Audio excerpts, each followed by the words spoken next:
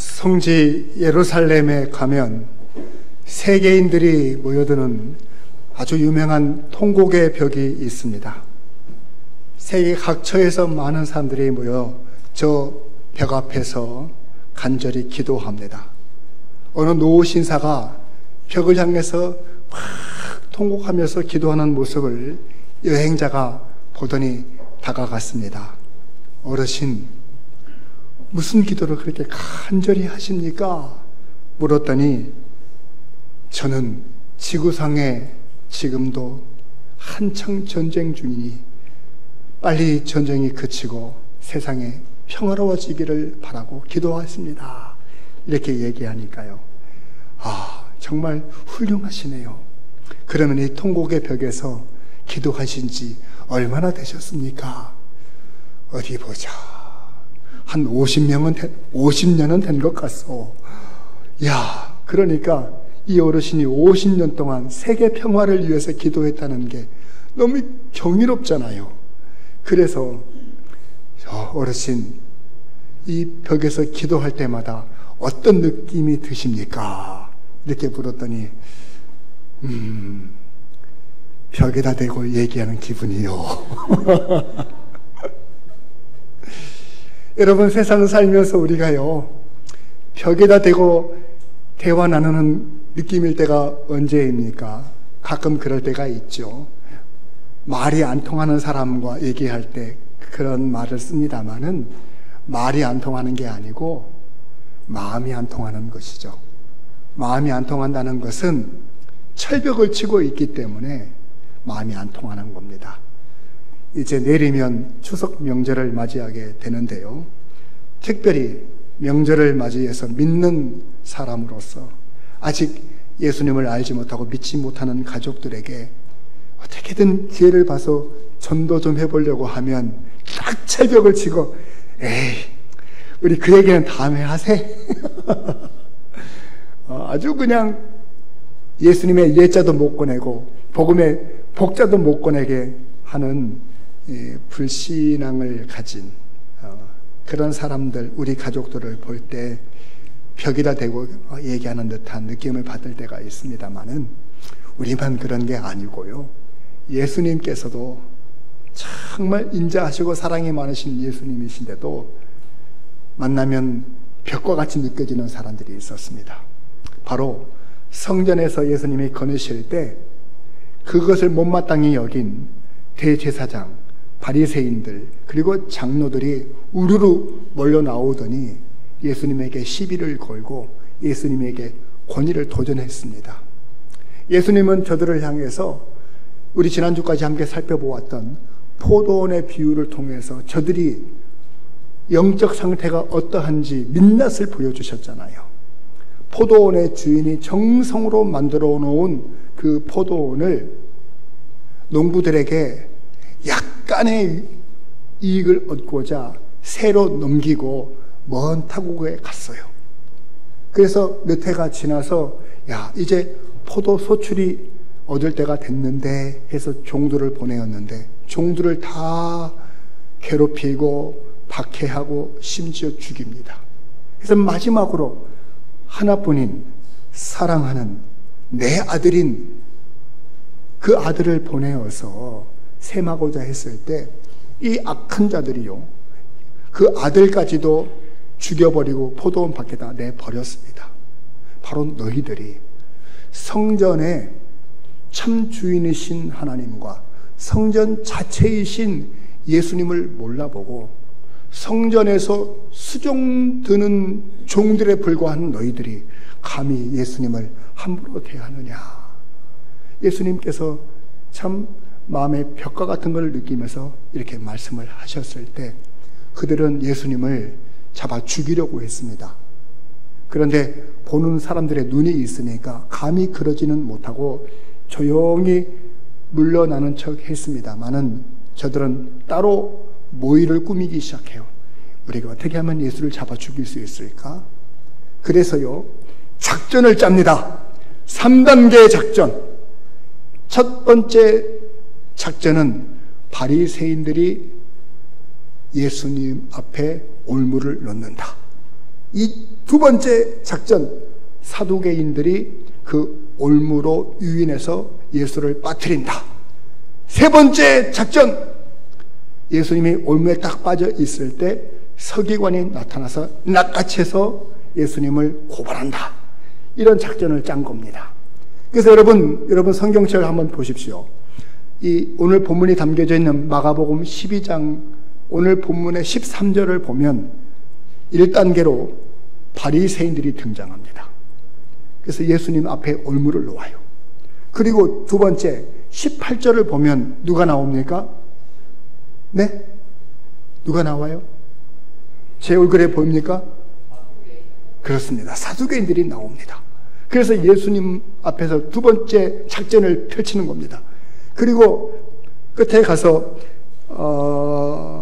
28절에 보면은 누가 나옵니까? 서기관이 한 사람 나와서 예수님을 낚아채려고 하는데, 오늘 첫 번째 작전을 실행하는 바리새인들의 모습을 살펴보면서 우리가 이 세상에서 하나님의 사람으로서 하나님의 것으로서 살아가면서 예수님처럼 우리도 시험에 들 때가 있고 그들의 올무에 넘어질 수도 있을 수 있는데, 특별히 명절을 맞이해서 우리는 어떻게 하면 세상이 놓는 올무에 빠지지 않고 지혜로운 하나님의 백성으로 승리할 수 있을까? 오늘 주시는 말씀을 붙들고 명절에 시험에 빠지지 마시고 올무에 빠지지 마시고 승리하시는 주님의 백성들 다 되실 수 있기를 주의 이름으로 축원을 드리겠습니다. 우리 먼저 본문 12절과 13절 말씀 한번 같이 읽겠습니다. 시작. 그들이 예수의 이 비유가 자기들을 가르쳐 말씀하신 줄 알고 잡고자 하되 무리를 두려워하여 예수를 두고 가니라. 그들이 예수의 말씀을 책잡으려 하여 바리새인과 헤롯 왕 중에서 사람을 보내매.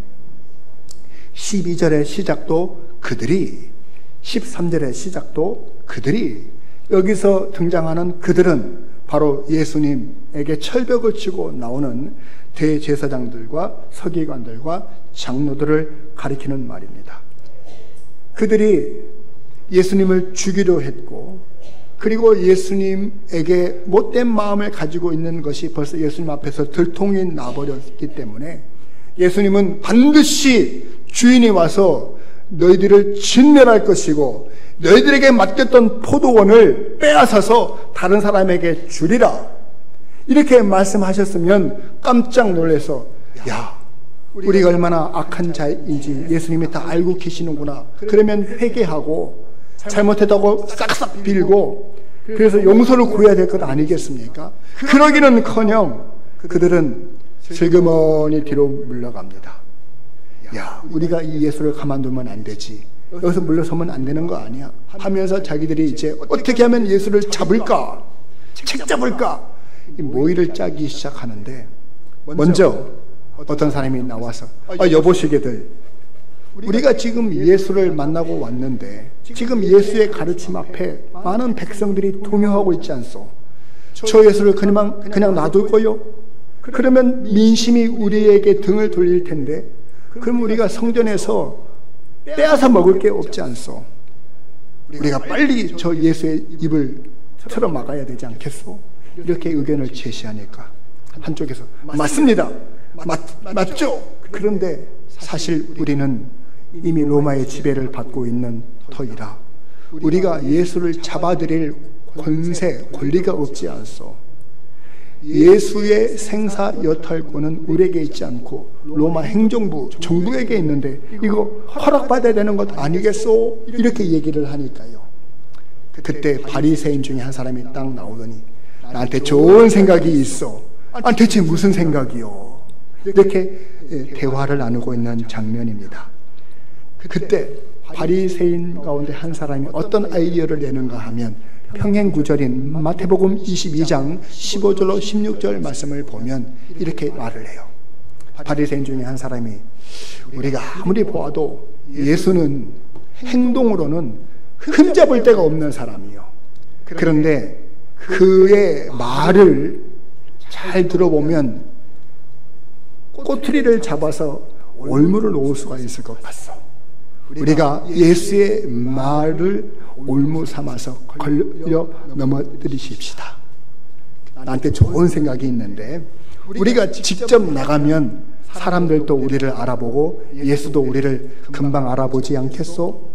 왜냐하면 그때 당시 바리새인들은요, 저작거리나 시내에서 나는 바리새인이다 라고 티를 내는 옷을 입고 다녔거든요. 그래서 사람들 보는 앞에서 막 금식한다, 그리고 막 기도한다, 경건한 모습은 다 보이고 살았던 사람들이 바리새인이에요. 그러니까 예수님이 금방 알아보실 것을 알고 그들이 직접 나서지 않고 제자들을 보내는 거예요. 제자만 보내는 게 아니고 함께 딸려 보내는 사람들이 있었으니 헤롯 당원들과 함께 딸려 보내야겠다, 이런 아이디어를 낸 겁니다. 이게 왜 아이디어냐 하면 본래 바리새인과 헤롯 당원은 상극이에요. 극과 극이에요. 그래서 서로 상종을 안 합니다.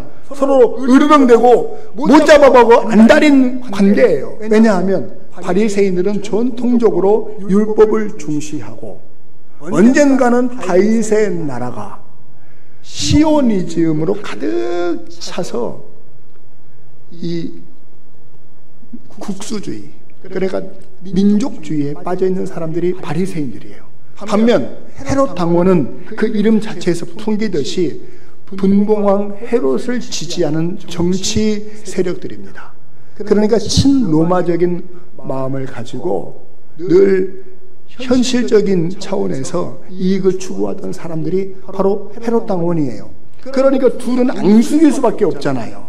근데 이 둘이 함께 나가는 것이, 예수를 만나러 가는 것이 바리새인들이 생각한 이 꾀고 아이디어다, 이렇게 말씀을 드릴 수가 있습니다.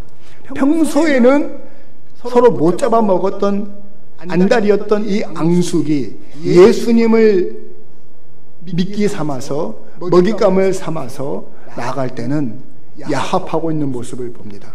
평소에 소신이라는 건 없는 거예요. 진리 앞에서 악은 연대하게 되어 있습니다. 여러분, 이 사실을 여러분 잘 깨달으실 수 있기를 바랍니다. 우리가 영적으로 깨어있지 않으면 악은 연대해서 진리를 삼키려고 애쓸 겁니다. 왜냐하면 진리 앞에서 악은, 죄는 설 자리를 잃기 때문에 저들이 평소에 뜻이 달라서도 진리 앞에서는 마음이 합쳐요. 저 밀림 세렝게티 같은 곳에서 먹잇감 하나를 두고 호랑이와 사자가 연합작전을 펼칩니다. 그리고는 먹잇감을 포획하고서부터 또 싸우는 거예요. 그것과 똑같은 겁니다. 이들이 함께 야합해서 동시에 나타난 이유는 다른 데 있지 않아요. 예수님이 말로서 종교적인 입장에서 대변을 하면 로마의 정치적인 입장에서 예수님을 올무를 놓을 것이고, 또 예수님께서 정치적인 입장에서 편을 드는 얘기를 하게 되어지면 유대교의 율법으로 예수님을 올무에 걸려 넘어뜨리려고 하는 작전이 들어간 것입니다. 그러면서 그들이 어떻게 실행하는지 이어지는 14절 말씀 같이 한번 보십시다. 시작. 와서 이르되 선생님이여 우리가 아노니 당신은 참되시고 아무도 꺼리는 일이 없으시니 이는 사람을 외모로 보지 않고 오직 진리로서 하나님의 도를 가르치심이니라. 여러분은 칭찬에 약하시죠? 누가 나를 칭찬해주고 예쁘다 그러면은 긴장의 끈을 놓아요. 그래서 간도 쓸개도 다 내줍니다. 지금 이 두 패가 함께 예수님 앞에 나와가지고 예수님을 칭찬하면서 부축힙니다. 무려 5가지나 말을 대면서 아주 비열한 노림수이죠. 예수님의 말의 실수를 끌어내기 위한 작전이 들어간 겁니다. 가장 먼저 뭐라고 얘기합니까? 선생님! 하고 달려옵니다. 아이고 선생님! 그러니까 요즘은요, 우리가 선생님이라고 하는 말을 너무 흔하게 쓰지요. 상대방의 호칭을 뭐라고 부를까 애매할 때 아이고 선생님 이렇게 부르지만은요, 당시의 선생님은 아무에게나 쓰는 호칭이 아니에요. 수많은 제자들을 거느리고 있는 당대 최고의 석학들과 같은 그런 랍비들에게만 붙여주는 정말 고귀한 호칭이 선생님이에요. 그러니까 젊은 유대 청년이었던 예수님에게 이 많은 사람들이 선생님! 하고 달려들 때 긴장의 끈이 풀리고 마음이 무장이 해제가 되겠다라고 하는 의도를 가지고 이렇게 부르는 겁니다. 그 다음에 뭐라고 말합니까? 당신은 참되십니다. 장사꾼들은 사기치고 정치꾼들은 거짓말하는데 당신은 모든 말과 행실에 진리가 묻어 있습니다. 그러니까 이 말은 뭐예요? 그러니까 당신은 항상 옳으신 분이시기 때문에 옳으신 말씀만 하실 줄 알고 오늘 우리가 어떤 질문을 하더라도 바르게만 대답해 주십시오 라고 이렇게 부추기는 거예요. 세 번째는 뭐라고 말합니까? 아무도 꺼리는 일이 없으신 분이십니다.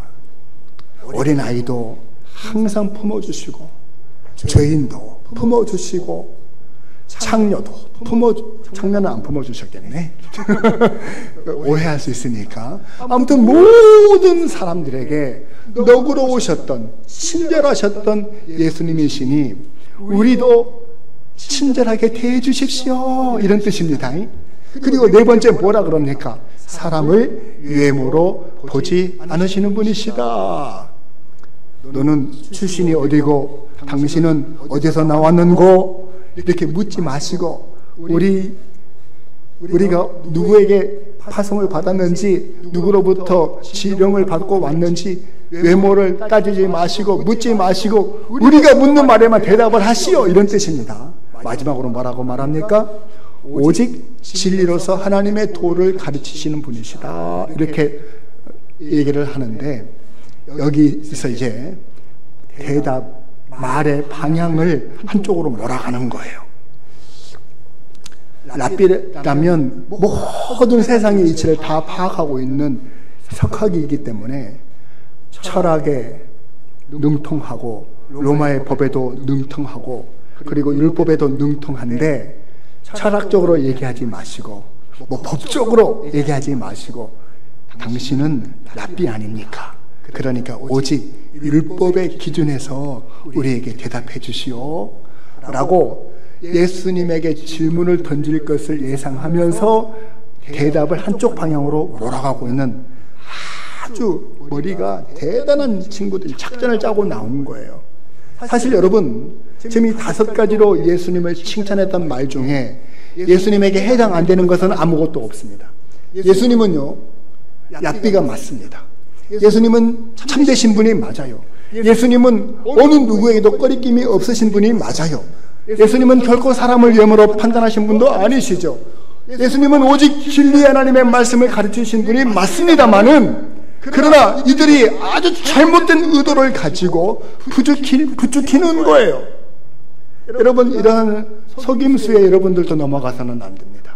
우리가 세상에서 아이고 잘생겼어. 아이고 당신의 얼굴에는 은혜가 넘쳐. 집사님이에요? 권사님이에요?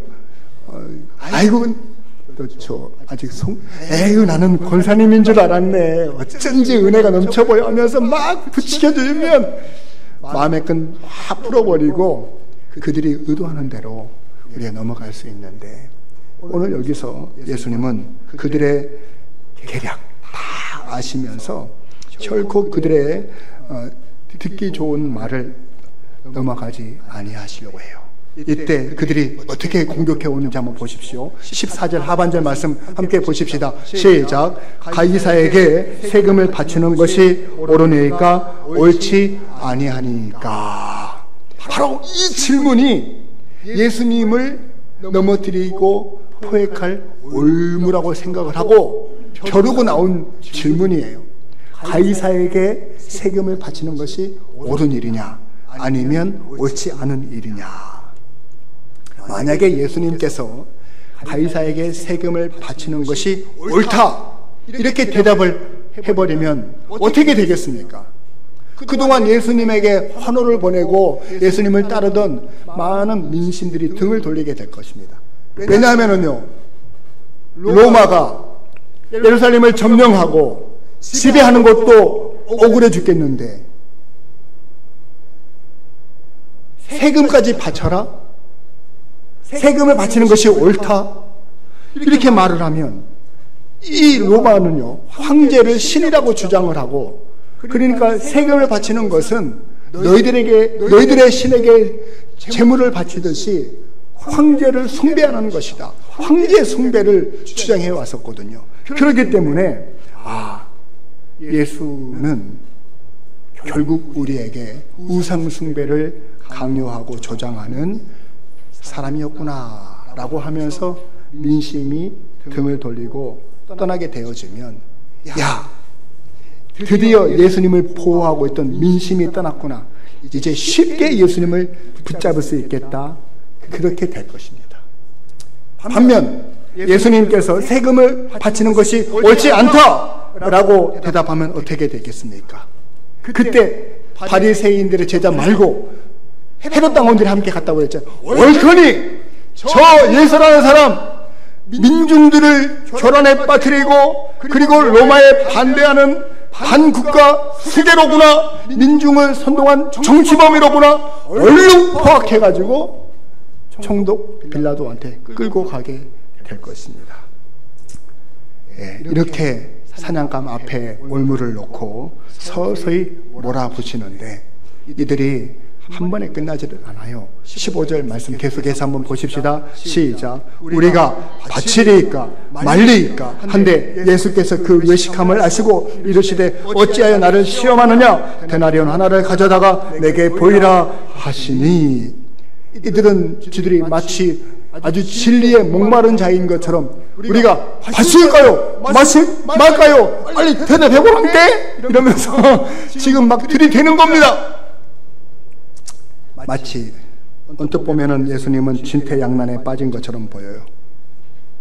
이렇게 말할 수도 없고 저렇게 말할 수도 없는, 그러나 예수님은 하나님이십니다. 모든 것을 아시는 하나님, 모든 답을 가지고 계시는 하나님. 그래서 저들의 계략에 넘어가지 않고 그들의 의도대로 넘어질 분이 아니십니다. 단도직입적으로 그들에게 말씀하십니다. 어찌하여 너희들이 나를 시험하느냐, 어찌하여 나를 시험하느냐, 너희들의 속셈을 모를 줄 아느냐 하시면서 동문서답 같은 것을 하십니다. 데나리온 하나를 나에게 가지고 오너라, 이렇게 말합니다. 제가 지난달에 대한민국 경기도 광명 시민으로서 제가 주민세를 냈거든요. 여러분들도 주민세 내셨습니까? 잘하셨습니다. 오늘날 주민세가 있다면 그 당시에는 주민세에 해당하는 인두세라는 것을 로마가 받았어요. 그 인두세를 한 데나리온을 받았다고 해요. 한 데나리온은 로마의 화폐인데 당시 한 사람의 일당 정도를 의미하는 가치예요. 그리고 꽤 많은 돈이죠. 그것을 세금으로 바치게 했다는 말입니다. 여러분 앞에 보여드리는 화면을 보시면 이 데나리온의 모습을, 동전이니까 앞뒤를 찍어 놓은 겁니다. 어때요? 이 데나리온은 한쪽 면을 보니까 바로 로마 카이사의 모습이 새겨져 있고, 또 한쪽 면에는 멸관을 쓰고 보좌에 앉아있는 이 가이사의 모습이 새겨져 있습니다. 그리고 주변에는 뭐라고 글자가 써 있잖아요. 거기 글자에는 가이사는 신의 아들이다 라고 하는 글귀가 새겨져 있습니다. 그러니까 여러분, 데나리온이라고 하는 이 화폐는 단순히 돈이 아니에요. 오늘 하루 일당을 10만 원 혹은 20만 원을 쳤을 때 꽤 큰 돈이잖아요.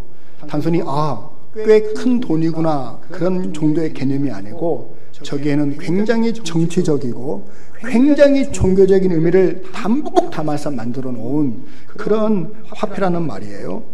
그러니까 이들이 바칠까요? 말까요? 이렇게 재차 물었을 때 그들이 기대했던 대답이 무엇이겠어요?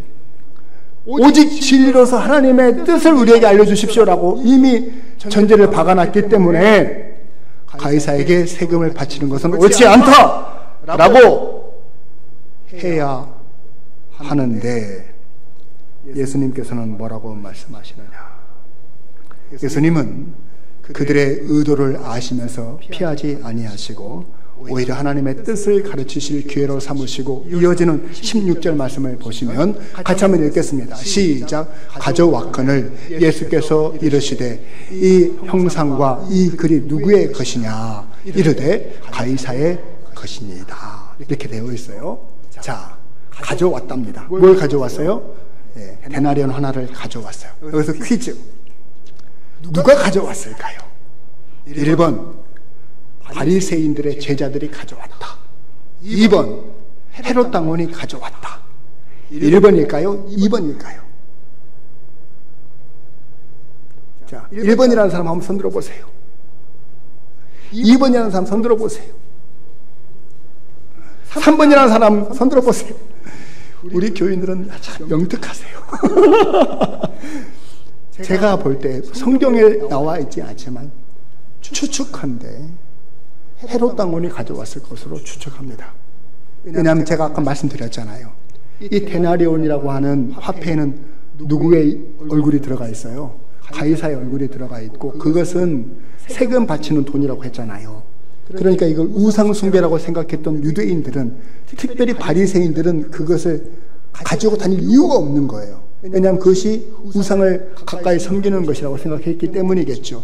그러나 헤롯 당원은 헤롯의 정치적인 지지자였기 때문에 아무 상관이 없어 하면서 가지고 다녔을 가능성이 있습니다. 그러니까 얼른 헤롯 당원이 예수님한테 갖다 주었어요. 그러면서 예수님께서 그 화폐를 보여주면서 이 형상과 이 글은 누구의 것이냐라고 물었을 때 가이사의 것입니다 라고 대답했던 사람은 누구일까요? 그렇죠. 바리새인들의 제자들이 대답했을 가능성이 높습니다. 왜냐하면 그들은 지금 지령을 받고 온 사람들이기 때문에 어떻게든 예수님께서 그 입에서 가이사에게 세금을 바치라 라고 하는 말을 듣고 싶었기 때문에 그렇게 얘기했을 것입니다. 대답을 했을 것이에요. 여러분, 우리가 이 대목에서 꼭 기억하셔야 될 것은, 예수님은 죄가 없으신 분이심에도 불구하고, 하나님의 아들이심에도 불구하고, 세상의 악한 자들이 연대를 이루고 연합해서 예수님을 시험에 빠뜨리고 말의 올무에 빠뜨리기 위해서 얼마나 애를 쓰고 있는지를 보십시오. 그러한데 우리가 같이 연약한 존재들에게 시험이 없겠어요? 예수님은 나도 시험을 당하는 것처럼 너희도 시험을 당할 것이다 라고 우리에게 이미 예언해 주셨어요. 요한복음 16장 33절 말씀을 보시면, 이것을 너희에게 이르는 것은 너희로 내 안에서 평안을 누리게 하려 함인데 너희가 세상에서는 환난을 당하게 될 것이다. 시험을 당하게 될 것이다. 여러분, 추석 명절 또 설 명절 맞이하면 오랜만에 일가 친척들을 만나는 그 설레임도 있지만은 한편으로는 무거운 마음도 동시에 있지 않아요? 야, 이번에도 가서 내가 차례를 드려야 되는가? 아, 나는 예배를 드리고 싶은데 아직도 안 믿는 집안의 시어머니 또 어르신들 때문에 너 절 좀 해! 네 부모 앞에서 절 좀 해! 할아버지 앞에서 절 좀 해! 또 이런 시험을 내가 또 어떻게 감당해야 되나? 그런 어려움이 있죠. 그런 어려움만 있어요. 한 잔에 갈 때까지 가보자. 한 잔에. 야, 오랜만에 만났는데 야이, 삼촌이 부어주는 거 마셔도 돼. 너 교회 다니니까 내가 알아. 근데 네 목사님도 안 보고 장로님도 안 보니까 한 잔해. 괜찮아. 너 분위기 깨지 말고 빨리 한 잔해. 홀딱 넘어가실 분들이 여기 보니까 몇 분 계시는데요.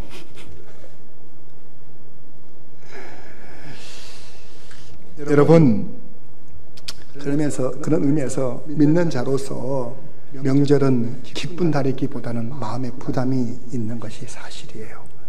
예수님께서 우리에게 본을 보여주시고 말씀하십니다. 히브리서 12장 2절 말씀, 믿음의 주요 온전케 하시는 예수님만 바라보십시오. 그 예수님은 장차 하나님의 보좌의 우편에 앉으실 놀라운 영광을 생각하시면서 십자가의 부끄러움을 참으신 분이시니 우리가 당장 사람들의 비유를 마치고 그리고 일가 친척들에게 참 저 사람 마음이 넓은 사람이야 칭찬을 받는 일, 그가 사실 부끄러운 일인 겁니다. 믿음의 자존감을 지키는 것이 고결한 일이에요. 그러니까 예수님처럼 부끄러움을 참으시고 영원한 것을 바라보십시오. 이 말씀을 여러분들에게 권면의 말씀으로 드립니다. 잘 견디시고 잘 참으시고 지혜롭게 예수님처럼 승리하시는 여러분들 되실 수 있기를 주의 이름으로 축원을 드립니다.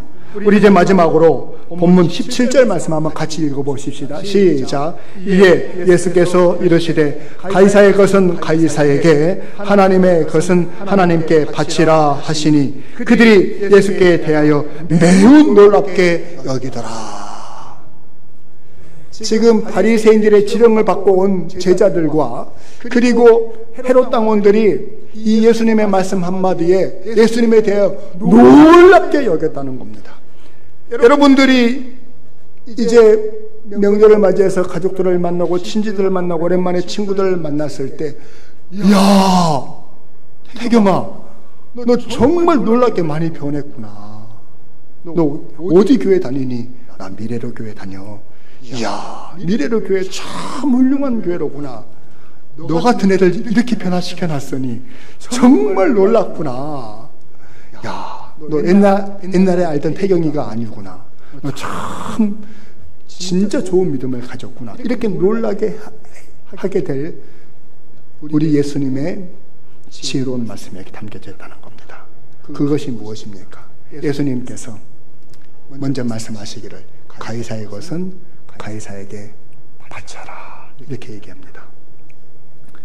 여러분, 가이사에게 그것은 가이사에게 바치라는 이 말씀은 어떤 말씀이냐면요, 지금 이 바리새인들의 제자들이나 헤롯 당원들이 전혀 예상하지 못했던 말이에요. 그들이 예상하지 못한 것은 이 대답뿐만 아니라 그들이 사실을 뭘 모르고 있는지도 모르는 사람들이에요. 예수님은 이 말씀을 통해서 놀라운 진리를 가르쳐 주시는데요, 특별히 로마서 13장 1절과 2절 말씀을 보시면 이 세상에는 많은 권세자들이 있는데 그 권세자들에게 너희들이 복종을 해야 된다. 왜냐하면 이 세상의 모든 권세자들은 누가 그 권세를 허락하셨다? 하나님이 그 권세를 누리도록 발휘하도록 정해 주셨다. 그러니까 권세를 거스리는 것은 하나님을 거스리는 것이다. 이렇게 말씀을 하셨어요. 여러분 어떻습니까? 로마의 황제인 가이사에게 유대를 예루살렘을 통치하도록 허락하신 분이 누구시라고요? 하나님이시라는 거예요. 왜요? 가이사가 훌륭하니까요?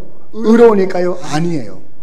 가이사의 통치력과 권세와 힘을 가지고 유대인들이 다닐 수 있는 길을 만들고 그리고 강을 건널 수 있는 교량도 만들고 항구를 만들어서 지중해 일대에 무역하면서 마음껏 세계를 다니면서 장사도 하고 먹고 살 수 있도록 로마의 권세를 이용하시게끔 하나님께서 가이사에게 황제 자리를 주셨다는 겁니다. 그러니까 세상의 권세, 나라의 권세, 국가의 정치의 권세는 하나님이 허락하신 일반 은총의 개념으로 여러분들이 아셔야 돼요.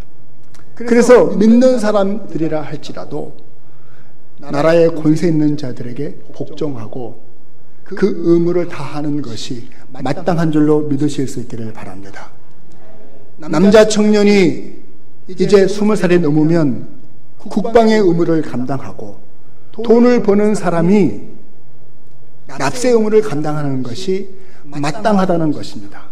왜냐하면 하나님께서 우리에게 일반 은총으로 국가와 나라라고 하는 제도를 통해서 우리가 살고 지내고 모든 것을 영위할 수 있도록 허락하셨기 때문에 우리는 성실한 납세자들, 성실히 의무를 감당하는 그런 시민들 되실 수 있기를 주의 이름으로 권면을 드리겠습니다.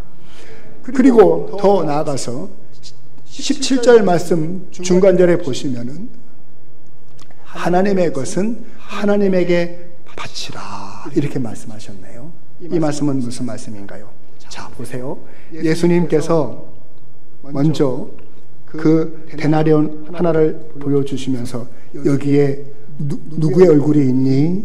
여기에 뭐라고 써있니? 라고 물으셨을 때 가이사의 것이죠 라고 대답하게 하셨죠.